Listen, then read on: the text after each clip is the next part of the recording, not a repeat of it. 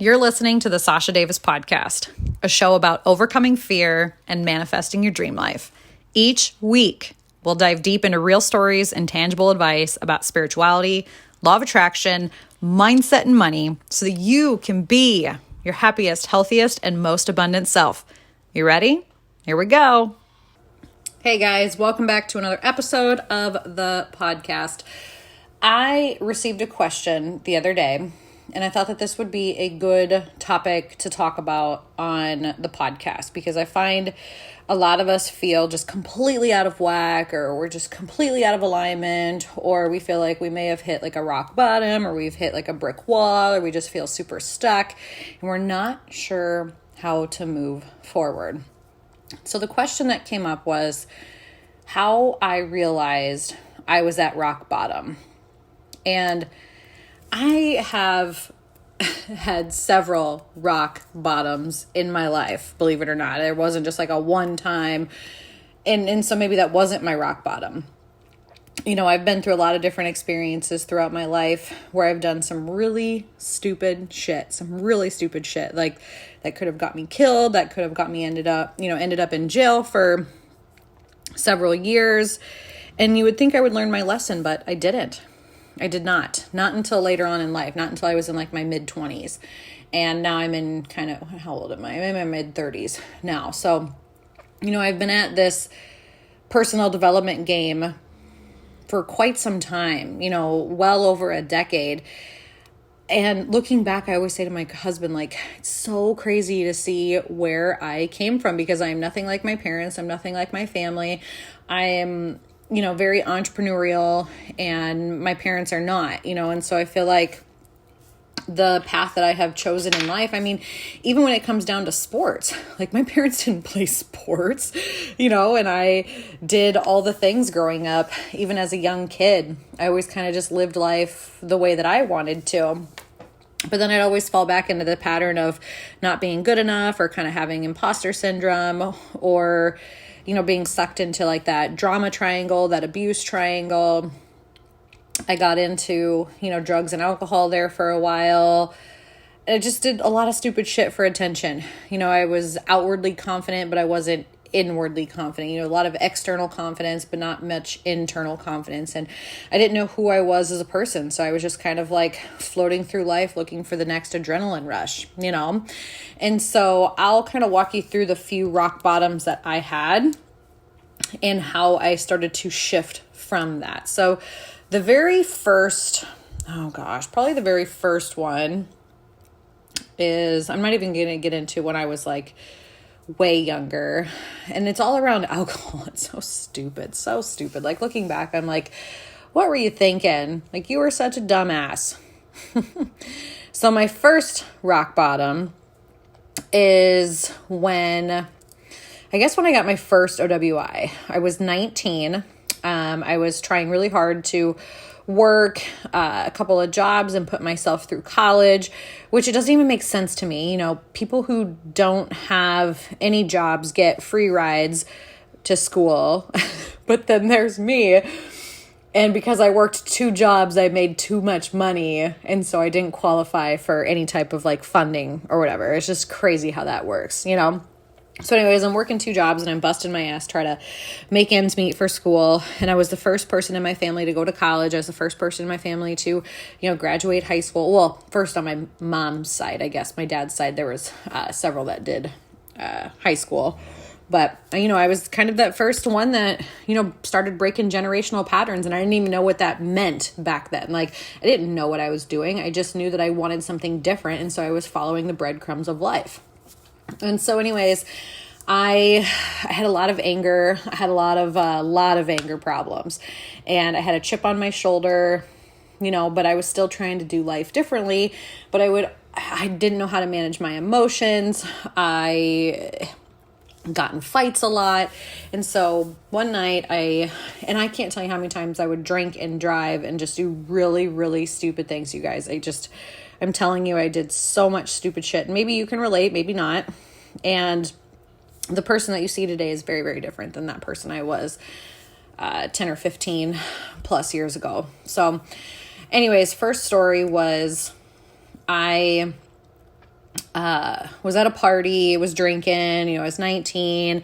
I had a Jeep at the time, pretty cool Jeep, if you will. It was my first vehicle, first big purchase vehicle that I bought for myself. I was so proud. And anyways, went out, got hammered. And from what I can remember, and this is no fault to any of my friends, so for those of you who are like, oh, your friends should have done this or your friends should have done that. If you knew me, nobody could make me do anything. Like, you could just not make me do anything. I was very stubborn. I was very overpowering. I was very angry, and I would fight people to get my way, basically. So this is no fault of my friends or anything like that. But basically how I remember it is they woke me up off the sidewalk and said, hey, Sausha, you need to go home. You got to work in the morning. I was like, oh, shit. Okay. So we hop in the car, and I think there was 3 or 4 of us in my Jeep. And I am like hammered, you guys. Like, I didn't even make it into this last party. I like tripped and fell and just decided I was going to like hang out on the sidewalk and take a little nap ski while everybody else was still drinking. And it was, I think, like 1 or 2 in the morning, something like that, Friday night. Anyways, they wake me up and they're like, Sausha, we got to get going, da-da-da-da-da. And it could be a little bit different. That's just how I remember it. Okay, I was hammered. Like, I'm not entirely sure. I just knew that, I got behind the wheel and said, hey, guys, let's go. We made it a few miles down the road before I monster trucked a parked car. And I don't mean like monster truck to like sound funny, but like I had a Jeep. So I ran over a parked car. I don't even know how it happened. I like passed out at the wheel and like woke up as I hit the car and like jerked the wheel enough to where like we crawled up on top of this vehicle and just like demolished it. And so then we came back down, and I was probably only going like, 40 miles an hour-ish, 30, 40 miles an hour, something like that. I think it was a 35 speed zone. So who knows how fast I was going. I was sleeping behind the wheel and come crashing down, hit a couple trash cans, hit a couple stop signs or road signs. And there was actually a college right across the street, and their homecoming dance was just ending. So there was people everywhere, and I'm so grateful and thankful to this day that like I didn't hit anybody. Nobody got hurt. I mean, I got pretty hurt, but nobody else in the car got hurt. There was no like personal damage to anybody other than the car, a couple of trash cans, and a couple of road signs. But there was a ton of witnesses. And so I get out and I'm like, shit. My car was totally destroyed. There was a trash can stuck underneath, and my drunk ass was trying to like pull this trash can out from under. And it was just so dumb. So dumb. And needless to say, I went to jail. But I was so embarrassed and so ashamed that I didn't tell anybody. I didn't like call anybody and say, hey, like I'm going to jail. I didn't call anybody, nothing. Like I used my first call the next morning to call in sick to work. And at this time I was a supervisor at the place that I was working at. And so how embarrassing is it? And I just called in sick. They didn't know I was in jail. Okay, sorry, my kid and husband just came in the room, so I had to pause quick. They needed my help with something. Anyways, back to it. So I used my one call to call into work sick, and I just said, hey, I'm not feeling good. And I never called in sick. Like I was very responsible when it came to work, making money, not so much like spending money. I spent money. I racked up a ton of debt, but like making money and like showing up to work, things like that. I was really responsible. But I didn't tell anybody until I had to call, because they let you go to jail the next day, and they're like, you need to call somebody. And so I had to go to a payphone. This is because I don't even know where my cell phone was. I think my cell phone and my purse and everything was still in my car, which was now in the impound. And so I ended up calling my dad. And anyways, yeah, long story short, got arrested, went to jail, was super embarrassed about it. I ended up losing my license for 6 months and had to do some... I had to go through a bunch of different classes. I had to go through an evaluation. I had to go through drunk driving school. There's just a whole series of things. If you've ever had an OWI, it's very expensive. I had to hire a lawyer and do all kinds of stuff. I mean, by the time it was all said and done, I was probably 10 grand in debt, and that didn't include the car that I had just totaled as well, and then I had to pay the city back. I had to pay the city back for the damage that, I had done on like the signs and, all that fun stuff too. So not my best moment, if you will. And then you would think I would have learned my lesson then, but I did not. There was, I've never been like a cheater or anything like that. So I can't even say that I have like had a rock bottom with like my husband or anything, but I've gotten lots of fights. I've done a lot of stupid stuff drunk. And then there was another time that I got my second OWI. This is probably the other part where I was just like, you know what, Sausha, you got to get your shit together because this is not a lifestyle that you want to be living. There was a period of time there where I got into some drugs and, smoked a lot of pot and did all that stuff. That was probably in my younger years, probably teenage years, even before I got to college. Because when I started working, I didn't really do drugs. I just drank a whole bunch. That was kind of my drug of choice, was alcohol. Like I was a big tequila drinker, big vodka drinker, anything hard liquor.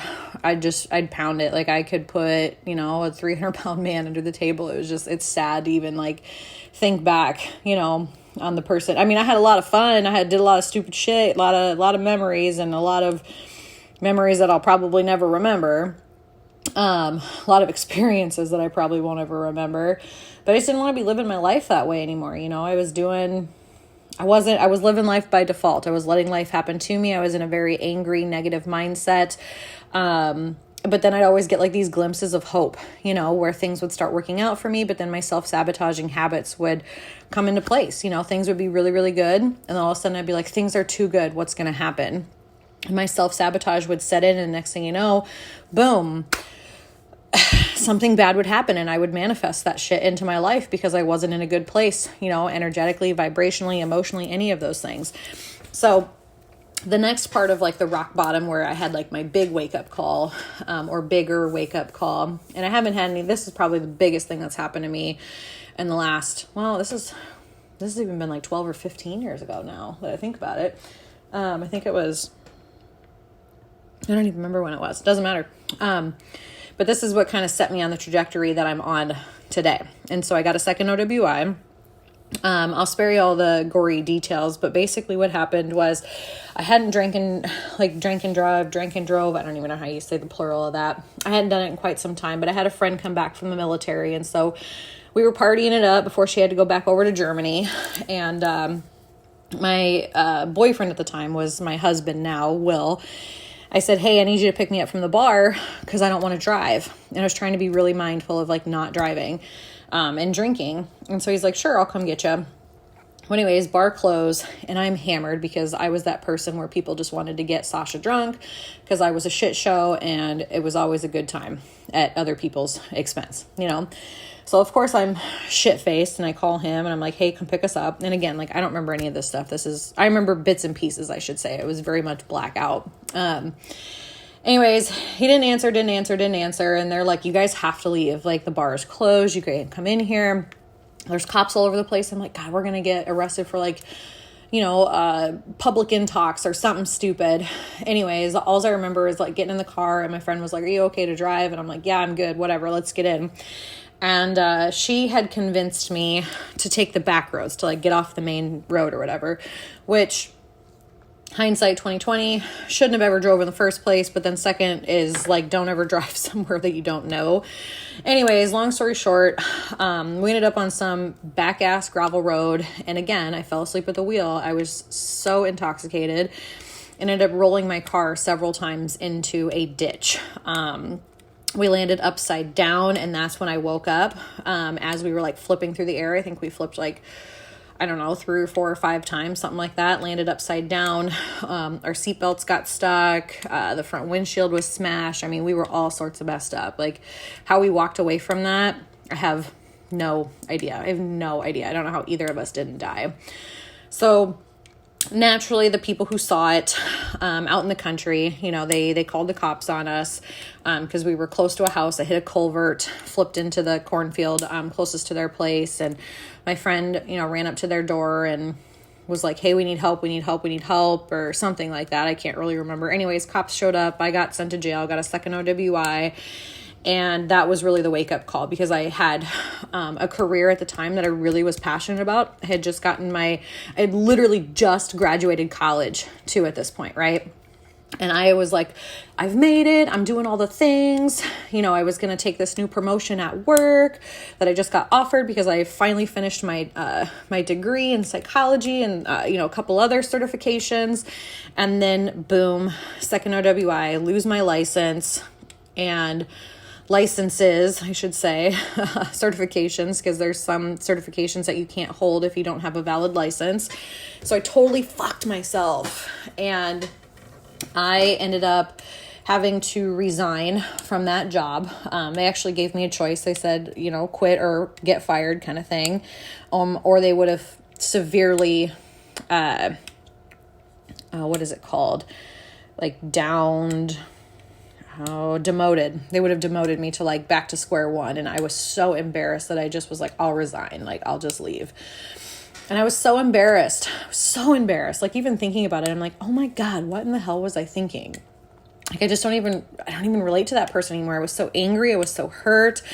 I was all the things, just like a broken human, like trying to show up and do the best that I could. And so I had kind of like a coming to Jesus, and, had a conversation with my boyfriend still at the time. He wasn't my husband yet. And he basically said, like, Sausha, you need to get your shit together, because I can't watch you ruin your life. And so that was like rock bottom for me, because I had this person that, truly loved me for who I was. And I, felt like I was trying to do all the things. But then I was like, God, you're not, like, you're really fucking it up. Like, you're not being good enough. Like, you're not doing the things. Like, why do you keep ruining your life?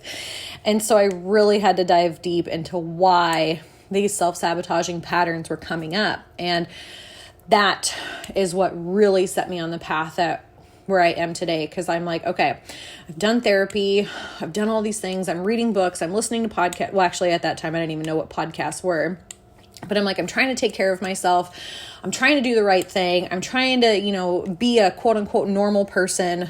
I'm trying to do the right things. And I still felt like this isn't making sense. Like, I don't know what to do with my life. And so I just kept showing up and, trying to set goals and crush those goals. But I was so embarrassed about the second OWI that I didn't tell anybody that I got one. Again, nobody knew for the longest time. I actually drove without a license for about a year, because I was so embarrassed, because I knew a gal that worked at the DMV, and I'm sure she already knew, because people can see that shit. I mean, like, you're in the newspaper. Anytime that something like that happens, like, your name pops up. Like, it's common knowledge for people if they really wanted to look. But I was like, I cannot go in there. She cannot know that I lost my license, my chauffeur's license, my motorcycle license, all of these things. I was so embarrassed. So dumbass me, I just drove without a license for like a year until me and my husband were going to get married.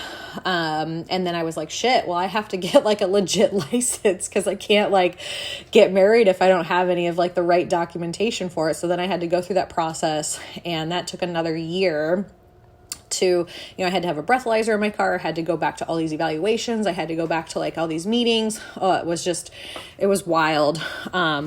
And I knew that wasn't how I wanted to live my life. I knew I wanted to do things differently. I knew that there were successful people out there. And so I just kept saying, like, how do I get to be one of these people? And so I started to kind of mimic what they were doing. And this is where I really started to dive deeper into like law of attraction, manifestation, spirituality, finding yourself, finding your passion, finding your purpose. And then I stumbled across this corporate job, which led me down that path. And then that didn't end up working out. Well, it actually worked out really great, because I got promoted very, very quickly, was making really good money, you guys, really good money. But I was just not happy. Like, I got to this point where I was like, wow, this isn't me. Like, I'm not a corporate person. Like, this isn't my jam. I was great at it. Like, I could have went some big places in that company. I have no doubt. But it just didn't feel right. Have you ever been somewhere where you're like, I don't know if this is for me. And then I had kids, and fast forward to where you see me today. But I would say the two places where I realized that I was at like super rock bottom, and they were both, the first one, maybe not so much a near death, but definitely the second one, like, was more of a wake up call, was more of a rock bottom, was more of a, ultimatum for life. I had a near-death experience. I almost killed a friend. My partner at the time almost left me. I had a severe, drinking problem. I had a severe anger problem. That was probably my worst. I was in debt up to my ears. I was working multiple jobs. I had just finished college. I just had a lot of stuff going on, and it was like, wow, Sausha, like, time to wake up and be a grown-up. Time to start getting your shit together, And it's so funny because everybody on the outside thought that I had my shit together, and here I am, like, screwing up left and right. And that was probably my biggest wake-up call. That was my rock bottom. And I've had other, instances throughout my life where I've done really stupid things or said things that I regretted or did things that I regret. But that was probably the biggest thing, is where I not only endangered a person who was really close to me, I endangered myself, I endangered everybody, because who knows, I could have been driving on freaking sidewalks. I have no idea. I hardly remember getting in the car. It's just like, I still feel so bad about that experience, but I have to own up to it, and I can't pretend that it didn't happen. It is very much a part of my life, and I wouldn't be who I was today without that experience. I'd probably still be some shithead working at a job, hating life, and I don't want to say like everything happens for a reason, but that was my wake-up call. That was like a very pivotal moment in my life that led me on the path that I was here today. And that's all life is a series of events that we encounter, and then we make choices. And then based on those choices, it sends us down a different trajectory, right? So I could have very much just been like, well, whatever, and went back to drinking, or I could have been like, whatever, I'm just going to poop my life away, whatever. But I didn't. I was like, something, if I could put this much time, energy, and effort into something for good, I could do incredible things, so I took that energy that I was putting into like my self-doubt and my self-sabotage and some of the things that had gotten me to that point. And I started to, ask myself, what happens if I put this much energy into something good? Like, what could happen? And so that was when like manifestation really took off for me, because I started to do things that filled my cup and that energized me and that were in alignment with like my big goals. And so, I found a coach, I found mentors, I found, spiritual people to work with. I was talking to psychics, I was doing card readings. I still had a therapist, even though it wasn't for me. I'll just say that. I'm not much to just like talk just to talk. I want an action step. And that's why I think coaching was a better fit for me, because it was like, all right, let's dive deep. Let's figure out what these stories are. Let's rewire your brain, and then let's do action steps to go along with that. And so coaching very much was in alignment with me. And that came so naturally since I was already in like coach roles and supervisor roles and management roles, or empowering, motivating roles throughout my career, throughout my lifetime, that coaching was just super easy, super natural. The actual art of coaching, I should say. Now, building a business is something totally different, which we'll get into in another podcast episode. But I just wanted you guys to see my transformation, and that if I can do it, anybody can do it. It's just a matter of showing up and letting go of who you used to be. It's like closing that chapter and writing a new chapter, writing a new story. Like, you don't have to be that person anymore. You can wake up at any given time, today, tomorrow, next week, whenever, and decide to do differently, decide to be differently. Like, you are allowed to change your mind. You are allowed to be a better human from here on forward, but it's just up to you to make that choice. And so one of the hardest things is overcoming those beliefs that this is just how I am, this is just how life is, this is what my path is. It doesn't have to be. Like, you can take the reins and really create a life you love if you're intentional about it and if you show up for it. And is it going to be easy? No, absolutely not. I can tell you how hard I tried to get to where I am today, and how many tears were shed and how many layers of beliefs were shed in order to get to this place. And I didn't do it by myself. I didn't do it just by reading a bunch of books, because you can read all the books in the world, but until you have those aha moments within yourself, they're not going to stick. They're not going to make sense. Okay. And so this is where like experience and coach and mentorship really comes into play. And so I'm just going to do a shameless plug here because this is exactly why I do what I do today, is because I had such a transformational experience that I want to share that with other humans, because I know what it's like to be at that rock bottom. I know what it's like to feel like a big bag of shit and feel like you don't matter, but something inside of you is like, you were made for more. Okay, I've been there. I know how hard it can be. And so this is exactly why I've created the programs that I have. And so what I want to say is I have, as of the time that you are listening to this episode, I have 3 spots left for coaching with me. Okay. I will not be taking any new clients in June or in July or August. I am taking on 3 more, and that's it from now until the end of June. So first come, first serve basis, and then prices will be going up this fall. So if this is something that you're interested in, I highly suggest that you scroll down, click the link, join, or book a call with me. Let's get you registered. I have 2 different payment plans that are available in that link. Otherwise, I also do custom payment plans. So if you need something custom, hit me up. I'd be happy to help. How I work with people is both in one-on-one setting, in group setting. I have unlimited access to a messaging app. So it's not like you just talk to me once and then you're not going to talk to me again for 2 weeks. We're going to have our conversation and then we're going to follow up in between there. So there's lots of accountability. Anytime something comes up, I want to work through it with you instead of just like putting it on the back burner, right? We want to overcome these stories sooner than later so that you can rewire your brain to believe in yourself now. Okay. So one-on-one, there's group coaching, there's a private Facebook group. I even have like the whole online curriculum for you to follow too. So in your own time, you'll be doing modules and videos and PDFs on how to manifest, how to create a life you love, how to let go of limiting beliefs, how to rewire your brain, how to step into that person that you're meant to be, how to be more confident. All of those things you're going to have lifetime access to as well. Okay. And then also, if you're looking for more of an in-person experience, I do have a few spots left for the Lake of the Ozarks retreat. Now, I do have an early bird discount for that is valid from now until the end of June. So when you're listening to this, early bird is the coupon code for 20% off of the Lake of the Ozarks retreat, and that is valid until June 30th, the end of this month, 2021, okay? If you're listening to this afterwards, that is likely sold out. That coupon code is no longer valid.